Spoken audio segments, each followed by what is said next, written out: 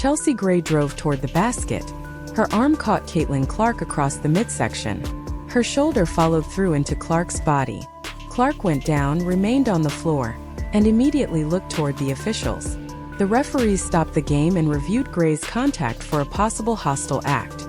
Then came the decision that changed the mood inside the arena. No flagrant foul. No offensive foul on Gray. The original defensive foul against Clark remained. For viewers who believed Gray had crossed the line, it looked like she had escaped punishment. But over the next 3 quarters, the Indiana Fever delivered the kind of answer that did not require another whistle. They controlled the game. They broke Las Vegas defensively. They reached franchise and league milestones. And they handed the defending champions a 109-75 defeat on their own floor. That sequence has already been described as instant karma. But before anyone claims Chelsea Gray deliberately tried to injure Caitlin Clark, one fact must remain clear. The contact was real. The controversy was real. The officials reviewed it. But intent was never established. The more accurate story is not that Gray was caught executing some proven plan to hurt Clark. It is that one highly physical possession became the emotional center of a night when Indiana responded with its most complete form of basketball. And the deeper you look at the game, the worse the result becomes for Las Vegas. The moment happened during the first half. Gray attacked the basket with Clark attempting to defend the drive. As Gray moved toward her shot, the two players made heavy contact. Clark absorbed the impact through her torso and fell backward toward the floor. From one camera angle, Gray's arm appeared to connect with Clark's stomach before her shoulder, moved through Clark's chest or side. From another angle, Clark appeared to make contact with Gray's shooting arm while failing to maintain legal vertical position. That is why the play created such an intense argument. One side saw an experienced point guard deliberately clearing space with her elbow. The other saw a strong offensive player driving through a defender who had moved into her path. The officials initially chose the second interpretation. They called the foul on Clark. But Clark remained down long enough, and the contact looked unusual enough, that the referees reviewed whether Gray had committed an additional hostile act. The review produced no upgrade. That does not mean the contact was harmless. It does not mean viewers were wrong to question it. It means the officials did not find enough under the rule to punish Gray beyond the original play. Those are different conclusions. A missed or controversial call is possible. Deliberate intent to injure requires much stronger evidence. Gray has played professional basketball for more than a decade. She is known for controlling pace, manipulating defenders, and using her strength to create angles. That experience makes every unusual movement look more deliberate, because viewers assume an elite point guard knows exactly where her body is going. But experience alone cannot prove motive. A veteran can still make excessive contact without entering the possession intending to hurt anyone. The responsible criticism is that Gray's arm and shoulder created dangerous-looking contact that deserved review. The unsupported accusation is that she entered the drive trying to injure Clark. The footage proves the first. It does not prove the second. Clark's response added to the intensity. She did not stay down permanently. She did not leave the game. She gathered herself, stood up, and continued competing while clearly unhappy with the ruling. That image immediately became part of a familiar Caitlin Clark news cycle. Another physical play. Another review. Another argument about whether the league protects its biggest television attraction. Clark has absorbed difficult contact throughout her professional career. Some incidents have been normal basketball. Some have crossed the rules. Some were upgraded after league review. That history affects the way every new collision is interpreted. Fans are no longer evaluating only the possession in front of them. They are connecting it to every shove, closeout, eye contact, throat strike, and landing space concern that came before it. That makes the emotional reaction understandable. It also makes careful analysis even more important. The Gray play should be judged on its own footage and ruling. It should not automatically inherit the intent of every previous incident involving another player. What happened next, however, gave the controversy a perfect sports story ending. Indiana did not need an ejection. It did not need a confrontation. It did not need Clark to score 35 points. The Fever answered by dismantling the Aces through balance, speed, shooting, and disciplined execution. Clark was still returning from a back problem. She entered the game under a restriction of approximately 20 to 25 minutes. Indiana had changed the structure of those minutes after Clark struggled to establish rhythm during 3-minute bursts against Los Angeles. This time, Stephanie White allowed her to play in longer stretches. Clark could stay warm. She could read the defense. She could settle into the offense. And she could contribute without carrying a normal superstar workload. That made the collision more concerning to supporters. Clark was not entering the game at full workload. Her back was still being managed. The Fever were carefully rebuilding her conditioning. Any heavy contact naturally created fear that the recovery could be interrupted. But there was no confirmed new injury from the Great Collision. Clark continued playing and completed her planned workload. That detail matters. The play looked painful, generated anger. It did not end her night. Clark finished with 12 points, 7 rebounds, and 6 assists in approximately 24 minutes. Those numbers were not a scoring explosion. They did not need to be. Indiana's victory was built around the exact quality that could make the Fever dangerous deep into the season. Clark did not have to do everything. Kelsey Mitchell became the leading scorer. Aaliyah Boston controlled the interior. Sophie Cunningham punished Las Vegas from the perimeter. The supporting rotation kept producing whenever Clark returned to the bench. That allowed Indiana to respect the medical restriction without sacrificing control of the game. Mitchell finished with 27 points. It was another huge performance during one of the strongest scoring stretches of her career. Las Vegas knew Mitchell was hot. The Aces had already seen her score 27 against them in Indiana's previous victory. They knew she would attack. They still could not contain her movement. Mitchell changes direction before defenders establish balance. She runs through screens without slowing down. She can catch, turn, and release before the defense completes its rotation. And when Clark is on the floor, Mitchell benefits from the attention pulled toward number 22. Defenders cannot comfortably load toward Mitchell because Clark can punish the open space as a shooter hors passé. Against Las Vegas, that combination became impossible to manage. Clark controlled the geometry. Mitchell controlled the scoring pressure.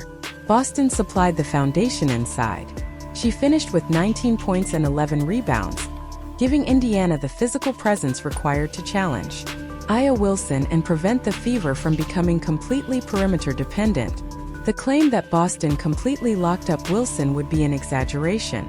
Wilson still produced 20 points and 12 rebounds.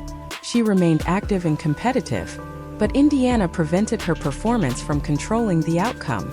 Boston's positioning made Wilson work. Indiana sent help at useful moments. The Fever competed on the glass. And Las Vegas could not convert Wilson's production into a functioning team offense. That is the real difference between individual numbers and control. Wilson reached a double-double. Indiana controlled the game. Then Sophie Cunningham changed the spacing entirely. Cunningham made 6 three-pointers and scored 20 points. Every time Las Vegas attempted to shrink the floor, Cunningham found another opening. Every time the Aces appeared ready to build momentum, Indiana produced another perimeter response. The Fever finished with 6 players in double figures. That fact destroys the idea that Clark had to seek personal revenge after the Great Collision. Indiana's response was collective. No one needed to commit a retaliatory foul. No one needed to create another confrontation. They punished Las Vegas through basketball. That is the safest and most effective form of payback in professional sports. Make the right read. Hit the open shot. Get the stop. Build the lead. Force the opponent to watch the scoreboard become increasingly uncomfortable. At halftime, Indiana led by 11. The game was not finished. Las Vegas possessed too much talent and experience to be dismissed. The Aces had championship history. They had Wilson. They had Gray. They had Jackie Young. They were playing at home. And early in the third quarter, Las Vegas finally created the run Indiana had expected. The Aces reduced the margin to 4. The arena became louder. Indiana's lead no longer felt secure. Clark was operating under a minute's limit. The Fever were nearing the point where White would need to decide how much of her remaining workload should be preserved. This was the moment when a less mature Indiana team might have panicked. Clark could have forced a deep three. Mitchell could have attempted to beat multiple defenders. The offense could have stopped moving. Instead, the Fever responded with their most devastating stretch of the night. Indiana outscored Las Vegas 43-9 after the Aces pulled within 4. That number explains the final score better than any personal rivalry narrative. Las Vegas had its opportunity. Indiana removed it. The Fever defended without gambling recklessly. They moved the ball. They found Cunningham. They ran through Boston. Mitchell continued attacking. Clark made the simple passes and allowed the game to come toward her. The Aces could not create a clean offensive rhythm. Missed shots became Indiana transition opportunities. Turnovers created more pressure. Defensive mistakes turned into open threes. What had been a competitive game became a public collapse. The final margin reached 34 points. That is why the instant karma phrase became so attractive. Gray had been involved in the controversial collision. The officials left the call against Clark. Then Gray and the Aces suffered one of their most embarrassing defeats of the season. Sports fans love that sequence. An apparent wrong occurs. The scoreboard delivers justice.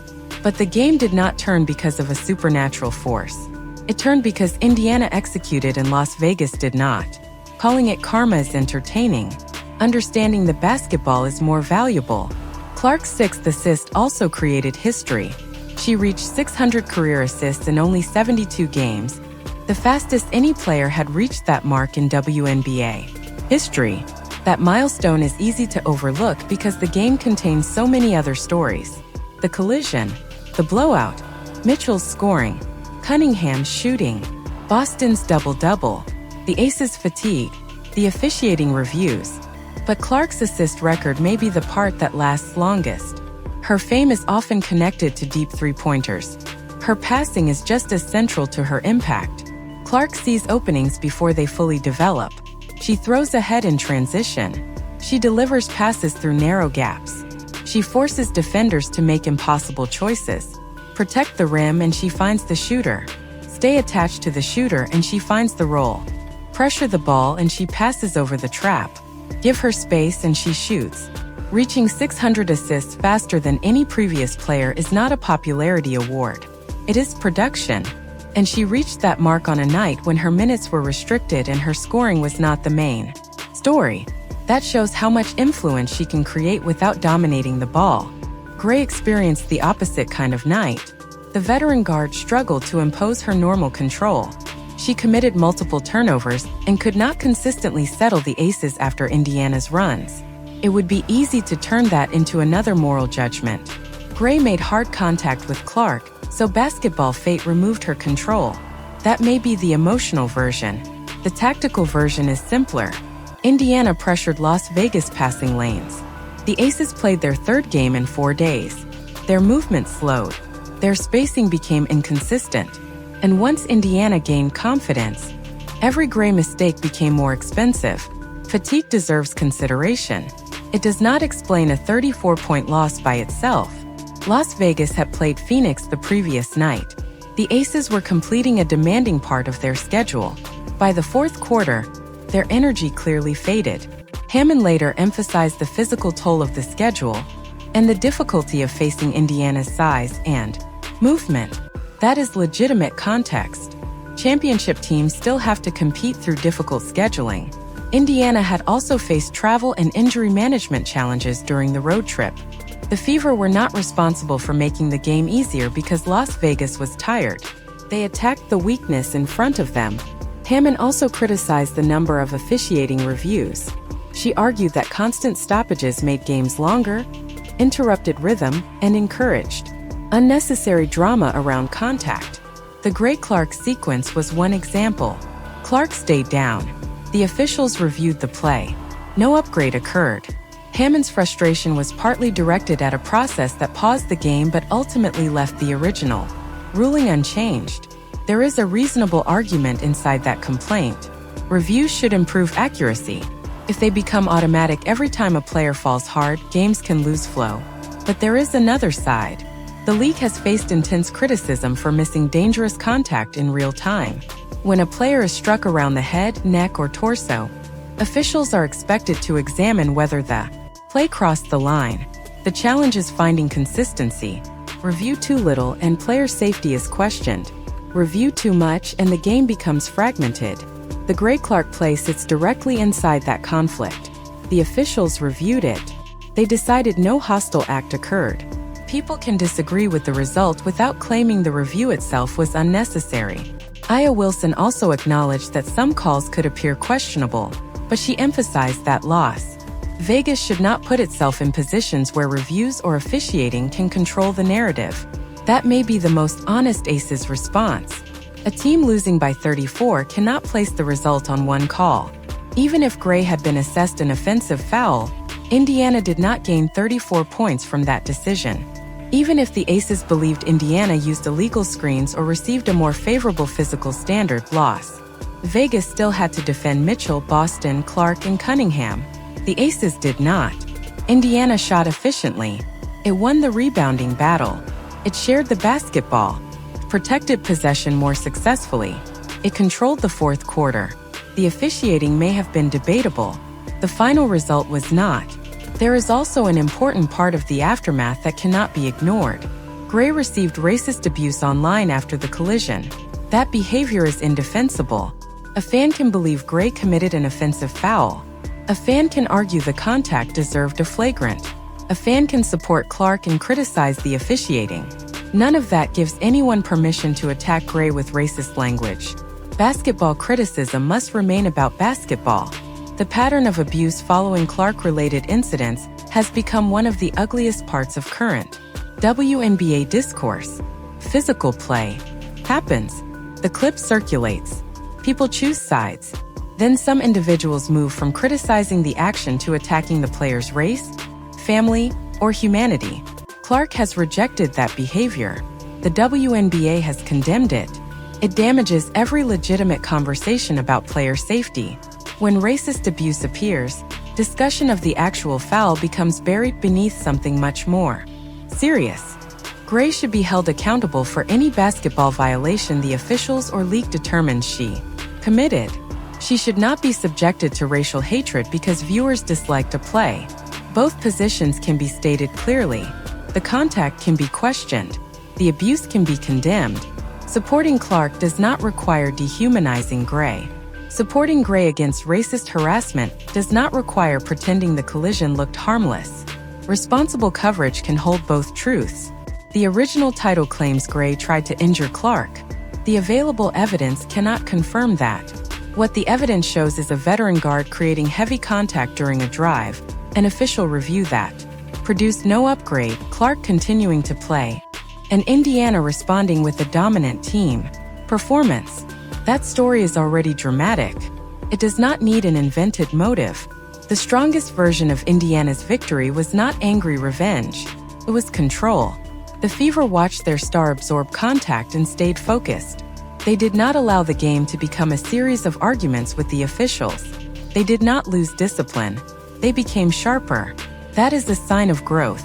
Earlier in Clark's professional career, physical incidents could pull Indiana away from its basketball identity. Teammates would react. Clark would become frustrated. The crowd would become part of the possession. The Fever could lose offensive rhythm while trying to answer emotionally. Against Las Vegas, they answered through execution. That should concern the rest of the WNBA more than any retaliation narrative. A talented team can be distracted. A mature team converts emotion into concentration.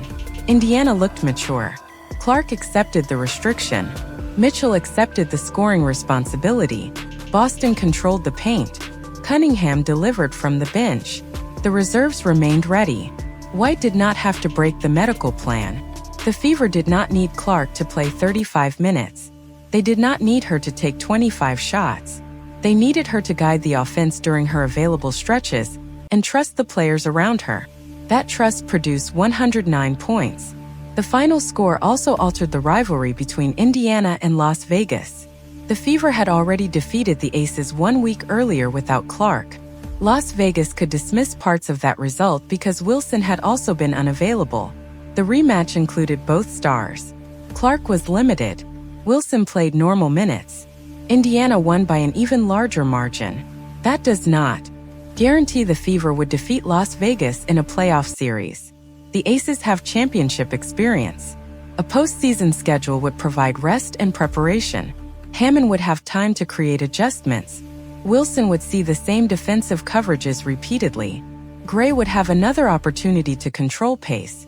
But Indiana now knows it can win in that arena under different circumstances.